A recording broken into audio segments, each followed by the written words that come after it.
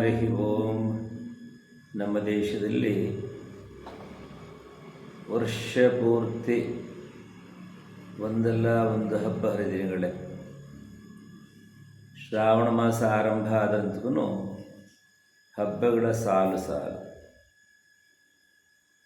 ಇವತ್ತು ನಾಗರ ಪಂಚಮಿ. ಈ ನಾಗರ ಪಂಚಮಿ ಹಬ್ಬವನ್ನು ಯಾತಕ್ಕೋಸ್ಕರ ಆಚರಿಸ್ತೀವಿ? ಸಾಮಾನ್ಯವಾಗಿ ಎಲ್ಲ ಹಬ್ಬಗಳೆಂದರೆ ವಿಶೇಷವಾದ ಭಕ್ಷ್ಯ ಭೋಜನ ಮಾಡಿ, ದೇವರಿಗೆ ಪೂಜೆ ಮಾಡಿ, ನೈವೇದ್ಯ ಮಾಡಿ, ಊಟ ಮಾಡಿದರೆ ಮುಗಿಯಿತು. ಹಬ್ಬದ ವಿಶೇಷ ಅಂದರೆ ನಿಮ್ಮಲ್ಲಿ ಏನು ಹಬ್ಬದ ಅಡುಗೆ ಎನ್ನುವುದೇ ವಿಶೇಷ. ಆದರೆ ನಿಜವಾಗಿ ನಾಗರ ಪಂಚಮಿಯನ್ನು ಯಾತಕ್ಕೆ ಆಚರಿಸ್ತೀವಿ? ಇಲ್ಲಿ ಎರಡು ಪ್ರಮುಖವಾದ ವಿಷಯಗಳನ್ನು ನಾವು ಗಮನಿಸಬೇಕು. ಒಂದು, ಇಡೀ ನಮ್ಮ ದೇಶದಲ್ಲಿ ನಮ್ಮ ಉಪನಿಷತ್ತು ಏನು ಹೇಳಿದೆ, ಎಲ್ಲರೊಳಗೆ ಭಗವಂತನಿದ್ದಾನೆ ಅಂತ. ಮೊದಲು ಅಹಂ ಬ್ರಹ್ಮಾಸ್ಮಿ ತತ್ವಮಸಿ ಸರ್ವಂ ಖಲ್ವಿದಂ ಬ್ರಹ್ಮ, ಎಲ್ಲ ಜೀವಿಗಳಲ್ಲೂ ಭಗವಂತನಿದ್ದಾನೆ ಎನ್ನುವುದನ್ನು ಇವತ್ತು ನಾಗಾರಾಧನೆಯನ್ನು ಮಾಡುವ ಮೂಲಕ, ನಾಗನ ಪೂಜೆ ಮಾಡುವುದರ ಮೂಲಕ ನಾವು ಅದನ್ನು ಗುರುತಿಸ್ತೀವಿ. ಸಾಮಾನ್ಯವಾಗಿ ಈ ದಿವಸಗಳಲ್ಲಿ ಹುತ್ತಕ್ಕೆ ಹಾಲನ್ನ ಎರಿತಾರೆ, ಹಾಲನ್ನ ಹಾಕ್ಬಿಡ್ತಾರೆ. ಆ ಹಾವು, ನಾಗರ ಹಾವು ಹಾಲನ್ನು ಕುಡಿಯುತ್ತೋ ಇಲ್ಲವೋ ಗೊತ್ತಿಲ್ಲ. ಅನೇಕ ಸಲ ಒಂದೇ ಜಾಗದಲ್ಲಿ ಹೆಚ್ಚು ಹಾಲು ಹಾಕಿ ಅದರ ಪ್ರಾಣಕ್ಕೆ ಚ್ಯುತಿ ಬಂದಂಥ ನಿದರ್ಶನಗಳು ನಮ್ಮಲ್ಲಿವೆ. ಅದು ಯಾತಕ್ಕೆ ಹೀಗಾಗಿದೆ ಅಂದರೆ, ಎಲ್ಲಿ ನಾವು ಜೀವಿಗಳನ್ನು ರಕ್ಷಿಸಿ ಪೋಷಣೆ ಮಾಡಬೇಕಾಗಿತ್ತೋ, ಭಗವಂತನೆಂದು ನಾವು ಅಂದ್ಕೊಳ್ಬೇಕಾಗಿತ್ತು, ಆ ಜಾಗದಲ್ಲಿ ನಮ್ಮ ವಿಧಿವಿಧಾನಗಳಲ್ಲಿ ಅನೇಕ ಸಲ ನಾವು ಅದಕ್ಕೆ ಪೂರಕವಾಗಿ ನಡ್ಕೊಳ್ಳೋದಿಲ್ಲ. ಗೋ ಪೂಜೆ ಮಾಡ್ತೀವಿ ಅಂತ ಗೋವಿಗೆ ಒಂದಷ್ಟು ಅರಿಶಿನ ಎಲ್ಲ ಸ್ನಾನ ಮಾಡಿಸಿ, ಅರಿಶಿನ ಕುಂಕುಮ ಎಲ್ಲ ಹಚ್ಚಿ, ಅದಕ್ಕೆ ಒಂದು ಹಾರ ಇದೆಲ್ಲ ಹಾಕಿದಾಗ ಪಾಪ ಅವುಗಳಿಗೆ ಅಭ್ಯಾಸ ಇರಲ್ಲ. ಎಷ್ಟೋ ಕಡೆ ಗೋಗಳು ತುಂಬ ಒದ್ದಾಡುತ್ತವೆ, ನೆಗೆದಾಡುತ್ತವೆ, ಅರ್ಚಾಡುತ್ತವೆ. ಅದು ಪೂಜೆ ಅಲ್ಲ. ನಿತ್ಯ ನಾವು ಗೋವನ್ನು ಪ್ರೀತಿಸ್ತೀವ, ಆಗ ಸಹಜವಾಗಿ ನೀವು ಹೇಳಂತೆ ಗೋ ಕೇಳುತ್ತೆ. ಭಗವಂತನಲ್ಲಿ ನಾವು ನೈವೇದ್ಯ ಮಾಡೋದು ಪ್ರತ್ಯಕ್ಷ ದೇವತೆ ಗೋವು. ಆ ಗೋಮಾತೆಗೆ ನಾವು ನಿತ್ಯ ಆಹಾರವನ್ನು ಕೊಡ್ತಾ, ನಿತ್ಯ ಅದನ್ನು ಪ್ರೀತಿಸ್ತಾ, ಅದರ ಜೊತೆಗೆ ಇದ್ದರೆ ನಾವು ನಿಜವಾಗಲೂ ಕೂಡ ಗೋಪೂಜೆ ಮಾಡದಂತೆ. ಅಷ್ಟೇ ಅಲ್ಲ, ನಮ್ಮ ಮನೆಯನ್ನು ರಕ್ಷಣೆ ಮಾಡಿಕೊಂಡಂತೆ. ಗೋವು ನಮ್ಮ ಮನೆಯಲ್ಲಿ ಇದ್ದರೂ ಸಾಕು, ಅದರ ಉಸಿರಾಟದಿಂದ ಇಡೀ ಮನೆಯಲ್ಲಿ ನೆಮ್ಮದಿ ಸಿಗುತ್ತೆ, ಆನಂದ ಸಿಗುತ್ತೆ. ಗೋವುಗಳು ಚಿಕ್ಕ ವಯಸ್ಸಿನ ಕರುಗಳಂತೂ ನಮ್ಮ ಜೊತೆ ಆಟ ಆಡುತ್ತವೆ. ಅಂದರೆ ನಾವು ಪ್ರತ್ಯಕ್ಷ ಭಗವಂತನ ಜೊತೆಯೂ ಕೂಡ ಆಟ ಆಡಬಹುದು ಅನ್ನೋಕ್ಕೆ ಗೋ ಒಂದು ಉದಾಹರಣೆ.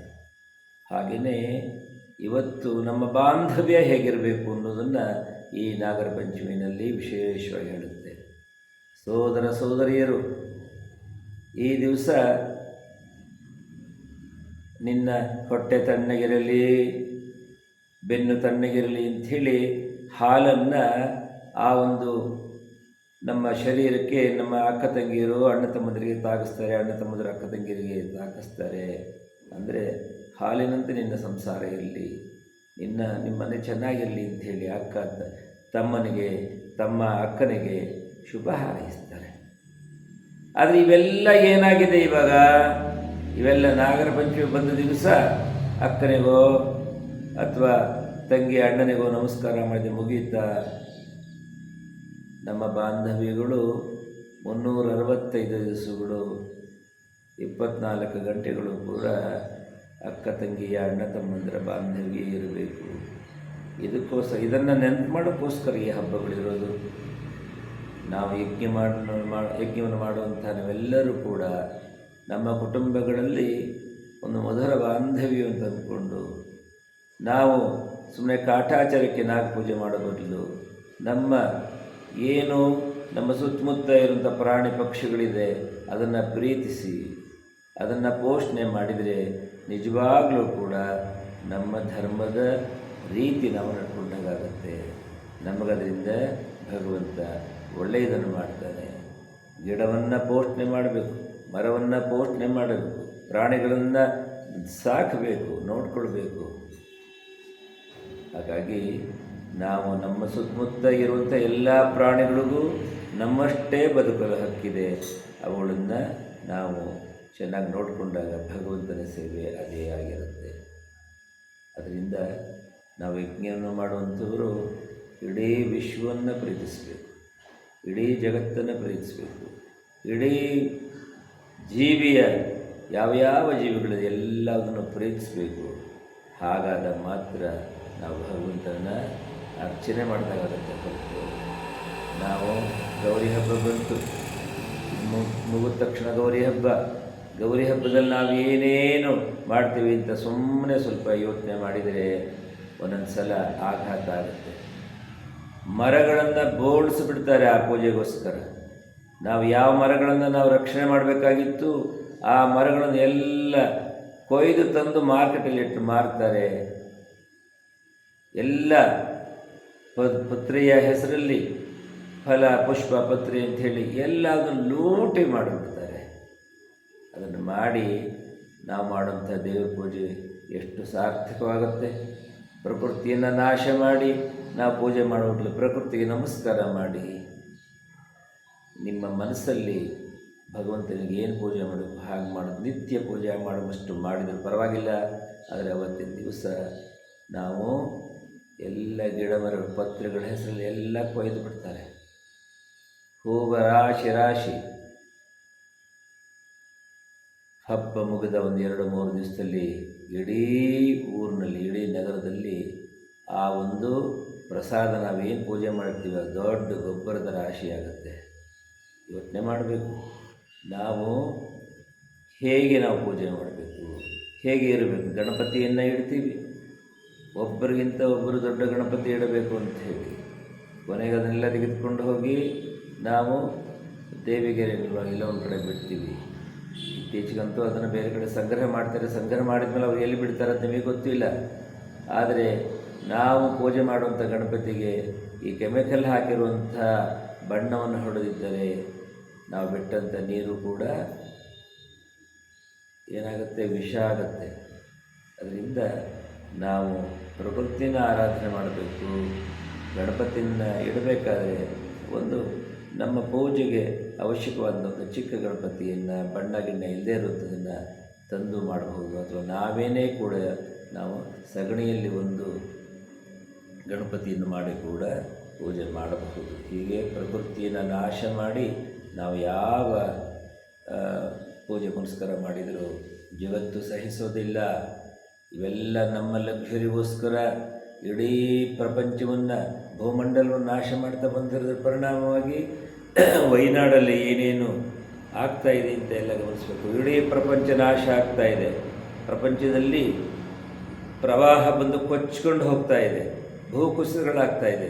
ಇವೆಲ್ಲದಕ್ಕೂ ಕಾರಣ ನಾವು ಪೂಜೆಯ ಹೆಸರಲ್ಲಿ ಅಥವಾ ನಮ್ಮ ಲಕ್ಸುರಿಯ ಹೆಸರಲ್ಲಿ ಪ್ರಕೃತಿಯನ್ನು ನಾಶ ಮಾಡಿದ್ದೇ ಕಾರಣ.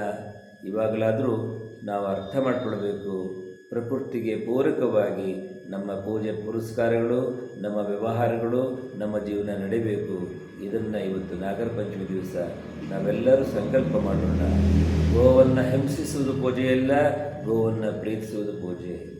ಪ್ರಾಣಿಗಳನ್ನು ಹಿಂಸಿಸುವ ಪೂಜೆಯಲ್ಲ, ಪ್ರಾಣಿಗಳನ್ನು ನಾವು ಪ್ರೀತಿಸೋದು ಪೂಜೆ. ಇದು ನಮ್ಮ ಮನಸ್ಸಲ್ಲಿ ಬರಬೇಕು.